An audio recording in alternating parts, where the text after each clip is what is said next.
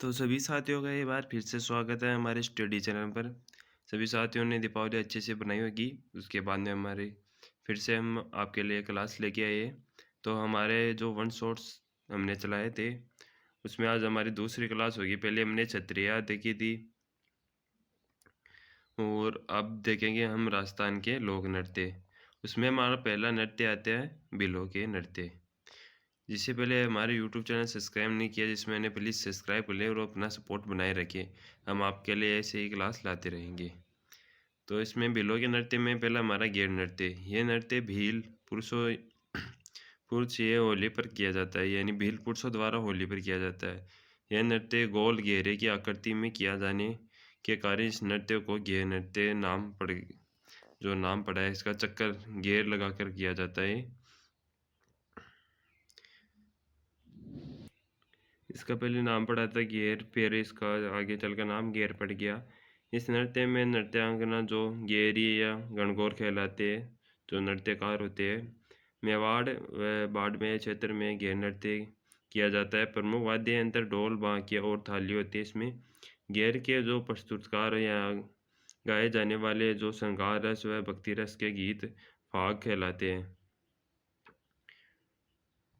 फिर घेर के समय पैरों में बांधे जाने वाले घुंघरों को पट्टी को रमजोल कहा जाता है। घेर नृत्य में प्रयुक्त होने वाले छड़ को खाड़ा कहा जाता है। घेर नृत्य के दौरान मेवाड़ में लाल व केसरिया पगड़ी पहनी जाती है। बाड़मेर में सफ़ेद आंगी आंगी यानी जो सापा होता है, धोती या जो शरीर का अंग, कमर पर व चमड़े का पट्टा व तलवार आदि लेकर नृत्य किया जाता है। भीलवाड़ा का घूमर घेर अत्यंत प्रसिद्ध है। मेनार गांव में ओंकारेश्वर चौराहे पर चित्रकर्षण दुआ जमार बीच को तलवारों की घेर खेली जाती है।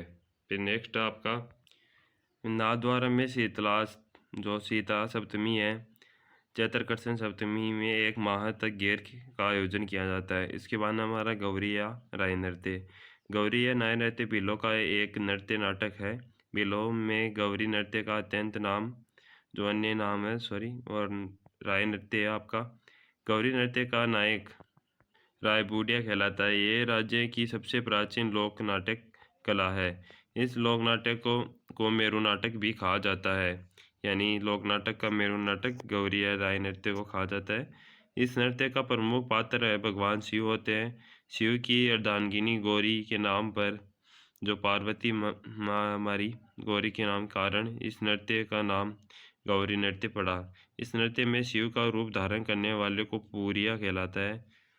नृत्यकार त्रिशूल के चारों तरफ इकट्ठे हो जाते हैं जो मांदल या थाली की ताल पर, यानी ये वाद्य यंत्र हो गए मांदल और थाली, नृत्य करते हैं। फिर जो नाटक का सूत्रधार होता है उसे कुटकड़िया कहलाता है। मुख्य आधार शिव व भस्मासुर की कथा है। आयोजन श्रावण भादो की में रक्षाबंधन के बाद से इसका प्रदर्शन सवा माह यानी 40 दिन तक चलता है। गौरी या राय इस नाटक में भस्मासुर का प्रतीक बूढ़िया कहलाता है। आयोजन होता है इसका दिन में प्रदर्शित किया जाता है, यानी ये दिन में प्रदर्शित किया जाता है। गौरी नाटक के दौरान 12 नाटिकाएं प्रस्तुत की जाती है जो गौरी की दाई कहलाती है, जैसे नाहर, कालुकीर, लाखा बंजारा, शेर सुअर, लड़ाई मियावड़ी, बादशाह है, ये मियावड़ बादशाह है, गोमा मीणा, कान गुजरी की सवारी आदि। गौरी नाटक में मांदल वाद्य यंत्र का प्रयोग किया जाता है। जो गौरी भील पुरुषों द्वारा आपके उदयपुर और डूंगरपुर, फिर आगे बांसवाड़ा में किया जाता है। जामटिया पात्र लोक भाषा में कविता को बोलता है तथा खटखटिया उसको दोहराता है, यानी जामटा तो बोलता है और खटखटिया उसको दोबारा से दोहराता है। गौरी नृत्य या नाटक की प्रमुख विशेषता यह है कि इसमें बिलों के अलावा कोई नहीं खेल सकता। इसमें महिलाओं की भूमिका पुरुष के द्वारा ही निभाई जाती है। गौरी के दिनों में स्त्री गमन, मांस, मदिरा या एवं हरी सब्जी का सेवन व गंभीर पात्रों सेवन व गौरी पात्रों के लिए पूर्णतः प्रतिबंध रहता है। गौरी नाटक कला सांस्कृतिक परंपरागत अभिनय और तीनों में समृद्ध लोक कला है। गौरी पार्वती भीलों की प्रमुख आराध्य देवी है। गौरी नाटक कला भीलों के जन्म मरण और पुनर्जन्म अवस्था की प्रतीक भी मानी जाती है। नेशनल स्कूल ऑफ ड्रामा के शिष्य दीक्षित भानु भारती ने इस नाटक कला को भारतीय गायक नाम दिया है। इस नृत्य को वर्तमान में शिक्षा व विकास कार्यक्रमों से जोड़ दिया गया है। गौरी का प्रमुख प्रसंग देवी अमूढ़वास्या की सवारी से है। फिर आता है द्विचक्री नृत्य।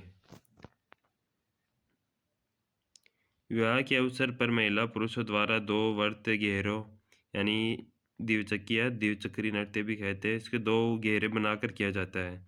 इस नृत्य में बाहरी वर्त जो पुरुषों का होता है जो दाएं से बाईं और अंदर में वर्त जो महिलाओं का होता है जो दाएं से बाईं ओर, वो तो बाईं से दाईं ओर, ये दाएं से बाईं ओर नृत्य करती है यानी विपरीत चक्कर लगाती है नृत्य करते हुए। इस नृत्य में दो चक्कर पूरे होने के कारण इसे द्विचक्री कहते हैं।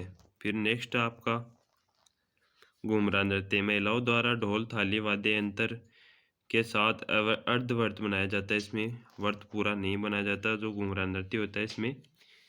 तो इसमें आगे देखते हैं हम। बनाकर घूमर यानी प्रत्येक व्यक्ति घूमर लगाकर नृत्य करता है।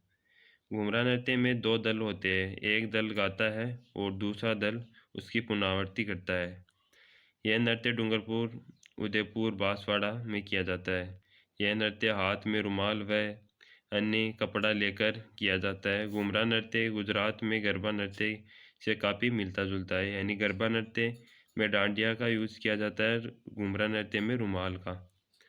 फिर आपका नेक्स्ट आता है नेजा नृत्य। इस नृत्य में भील व मीणा जाति के लोग मिलकर करते हैं। ये भीलों का एक खेल नृत्य है। यह नृत्य मेवाड़ क्षेत्र में किया जाता है। फिर आता है गौरी नृत्य। यह नृत्य मुख्य रूप से पार्वती पूजा से संबंधित है। इस नृत्य को खेत में फसल बोने या काटने के मध्य अपनी पत्नी के साथ किया जाता है। यह भाद्रपद पूर्णिमा के एक दिन पहले किया जाता है। इस नृत्य में नाटक में माँ पार्वती की पियर गमन आदि की घटनाओं जुड़ी होती है, यानी इस नृत्य में माँ पार्वती की पियर गमन की घटनाओं का वर्णन किया जाता है। शुकर का मुखौटा नृत्य। भील जनजाति द्वारा किया जाने वाला शुकर का मुखौटा नृत्य के तीर धनुष से लेस एक शिकारी स्थल पर आता है और वहाँ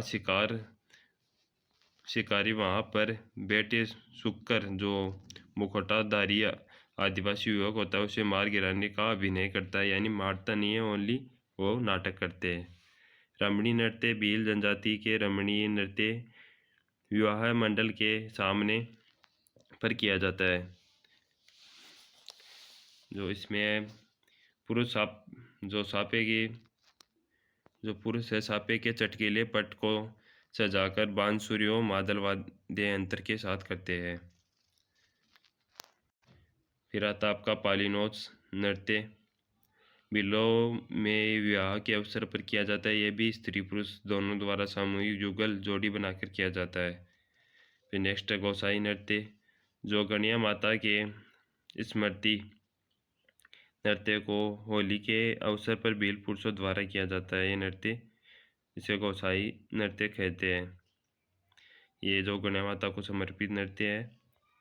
हाथीमना नृत्य भील द्वारा विवाह के अवसर पर किया जाता है। ये भी घुटनों के बल बैठकर यह नृत्य किया जाता है। साध नृत्य भील द्वारा आध्यात्मिक या धार्मिक समयों पर किया जाने वाला साध नृत्य है ये। फिर आपका है युद्ध नृत्य। इस नृत्य में दौरान ऊंची हुंकार भरते हैं, ऊंची आवाज़ में फायरे फायरे रणघोष का आवाज़ लगाते हैं, यानी युद्ध की तरह इसमें व्यवहार करते हैं। मांदल वाद्य यंत्र बजाते हैं। इस नृत्य में बेहद भयानक होता है। ये भयानक होता है, इसमें जोखिम भी होता है ये नृत्य करने में। इस नृत्य में बहुत से नर्तक घायल भी हो जाते हैं क्योंकि युद्ध की तरह ही किया जाता है, तलवारों व इसमें प्रशिक्षण दिखाया जाता है। इस कारण राजस्थान सरकार द्वारा इस नृत्य पर प्रतिबंध लगा दिया गया, क्योंकि इसमें नृत्य में कईयों की मृत्यु भी हो चुकी है। ग्रास्य जाति के नृत्य, इसमें पहला नृत्य आता है हमारा मौर्य नृत्य। विवाह के अवसर पर किया जाता है। ये गणपति की स्थापना के पश्चात रात्रि को किया जाता है। ये पुरुषों द्वारा ही किया जाता है। और ग्रास्य जनजाति के नेक्स्ट टाइम नृत्य हम और नेक्स्ट क्लास में देखेंगे। आज के लिए इतना ही। धन्यवाद और अपना सपोर्ट बनाए रखिए।